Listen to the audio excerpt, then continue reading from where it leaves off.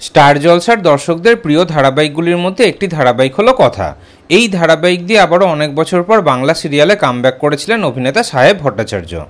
আর সাহেবের বিপরীতে আমরা প্রধান নায়িকার ভূমিকায় দেখতে পাচ্ছি অভিনেত্রী সুস্মিতা দেকে। কথা ধারাবাহিক শুরু হওয়ার কয়েক মাসের মধ্যেই সাহেব সুস্মিতা জুটি দর্শকদের খুবই প্রিয় হয়ে উঠেছিল। বাংলা সিরিয়ালে দর্শকদের অন্যতম প্রিয় জুটির মধ্যে একটি জুটি হলো কথায়েবি জুটি। এই ধারাবাহিকটি শুরু থেকে কিন্তু প্রতি সপ্তাহে খুবই ভালো টিআরপি দিয়েছে, মাঝে মধ্যে আবার বেঙ্গল টপারও হয়েছে। সেই 2023 সালের ডিসেম্বর মাসে ধারাবাহিকটি শুরু হয়েছিল। 1.5 বছরের বেশি হয়ে যাওয়ার পর এখনও অবধি কিন্তু সন্ধ্যে 7টার স্লটে নিজের জায়গাটা বজায় রেখেছে। তবে অনেক দিন ধরেই কথা ধারাবাহিকে দর্শকদের একটা জিনিস নিয়ে অসুবিধা হচ্ছিল। ধারাবাহিকটি তো সন্ধ্যে 7টার স্লটে সম্প্রচার হয়, সন্ধ্যে 7টার স্লটেই অনেক দর্শকরা ধারাবাহিকটি দেখে নেয়। তবে অনেক মাস ধরেই কিন্তু কথা ধারাবাহিকের কোনো রিপিট টেলিকাস্টের স্লট দেওয়া হয়নি।